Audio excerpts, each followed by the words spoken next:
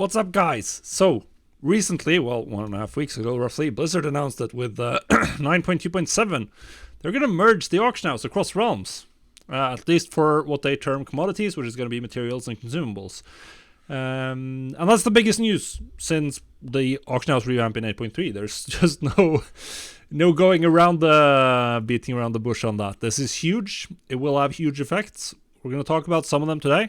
Probably going to miss out a little bit because I'm going to try to not talk for hours and hours, even though you could talk for hours and hours about this. But yeah, let's just dive in. So obviously we will now all be on the mega server. There's not going to be any individual realm markets for any of the items that are affected by this change. So if you're on a low pop realm now, you will effectively be moved to a super high pop realm as far as material prices, material competition. Everyone will be facing significant competition for selling materials, for selling consumables. Both current expansion, current content stuff, and old world, old expansion items. Obviously, this is going to increase competition significantly. But how will this change prices? Well, obviously that depends on where you're coming from and what kind of realm you're playing on currently. If you're playing on a low pop realm, then we can expect prices to go down on average. Because you will now be going into a much more competitive marketplace that will put more downwards price pressure on the prices. Now, it's not immediately certain or sure for me that this will drive down prices significantly compared to, say, the prices on an already super high pop realm. That's not immediately obvious to me.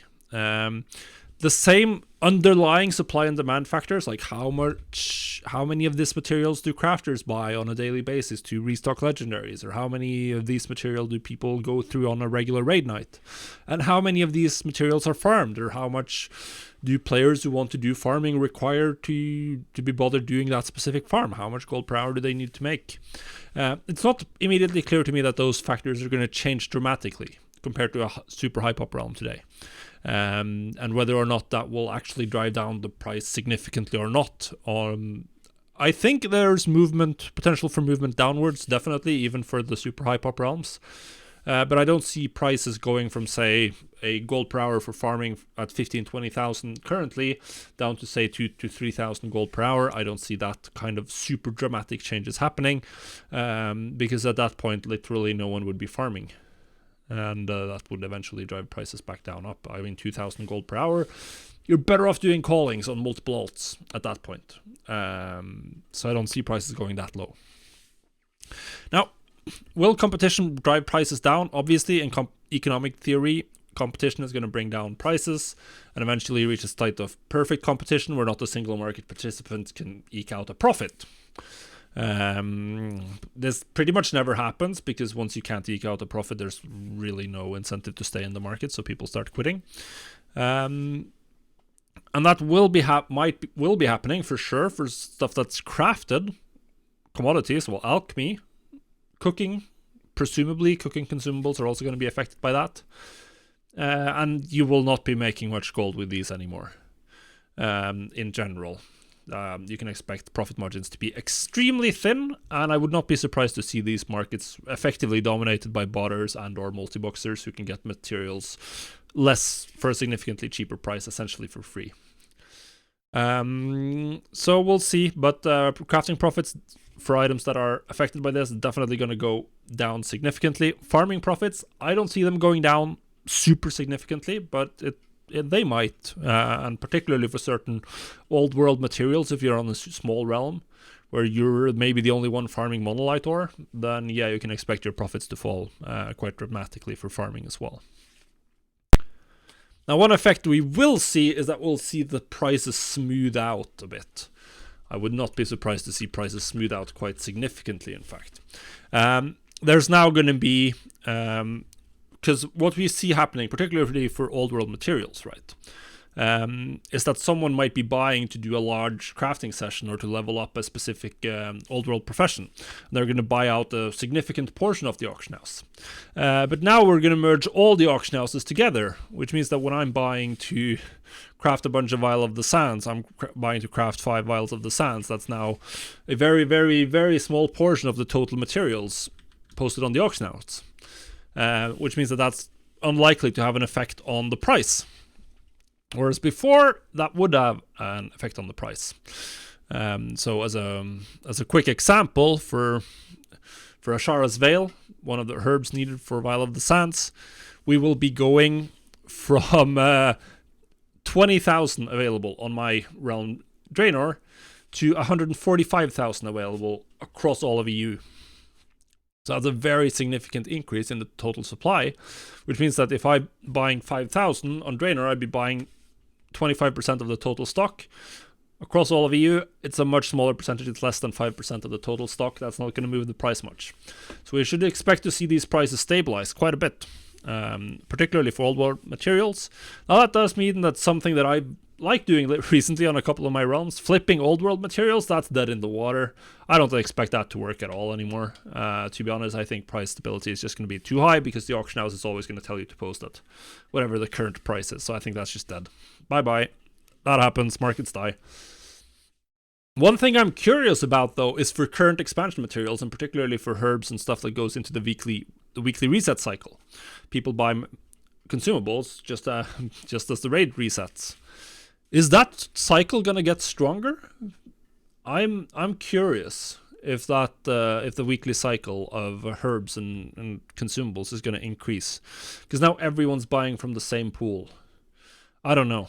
Now everyone is on the realm with the most raiders in the entire game. So that is one possible source of Alchemy becoming profitable, because obviously we now have all of the buyers are in the same boat as well now. It's not just all of the sellers and all of the people you're competing with. All of the buyers are together now. And if there's something that causes everyone to buy something at the same time, that effect is going to be very, very strong. It's going to take up potentially a very large portion of the supply. So I think that might be a way to make Alchemy profitable still. If you can be smart about that, it's possible. That'll be very interesting to see. Honestly, I have no idea how that's going to turn out, but I think that's a little bit interesting to keep your eye on. Now, the last thing I wanted to talk about is why Blizzard is doing this. I'll be honest, I haven't read any of their of their whys or what they have said about this. But this seems to be part of a larger trend of generally moving away from realms. I don't think realms as they were originally envisioned have really existed in WoW for many, many years. And I'd expect that the goal is to also turn everything into the same realm on the auction house gear as well. I think this is a proof of concept. They're going to figure out if it works, how well it works, what the effects are, and particularly testing out the technology. I think it's much easier for them technologically to do this with materials and commodities, items where it's always the same item. You just have to track that you sold a flask or bought a flask. It's much harder when it comes to stuff like crafted gear, where they use the bonus IDs, and they have to track like, okay, so Lazy Goldmaker sold a 262 quick oxide necklace with ALA harmonizing stones, and it was a haste crit necklace. Obviously, it's possible that this is easy to track as well, and that they just want to keep server identity. One thing that is a confounding factor here is, of course, that in Dragonflight we're going to get crafting orders.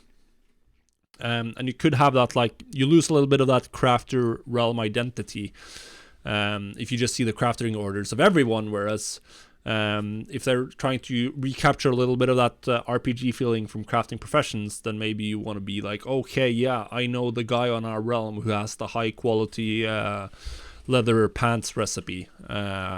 He usually does them on the crafting board, but if not, you can just whisper Lazy Goldmaker or whoever has that recipe. That does seem to be something that the crafting systems of Dragonflight is maybe trying to recapture. So that could be a reason why they're not doing it, won't be doing it for all the gear. As for these changes that they are making right now, I think they're obviously good for the game, just like the 8.3 auction house revamp was good for average players. I think this is good for average players. I think this is obviously very bad for gold makers. As it'll be a lot harder there's a lot of techniques that aren't going to work or aren't going to work as well.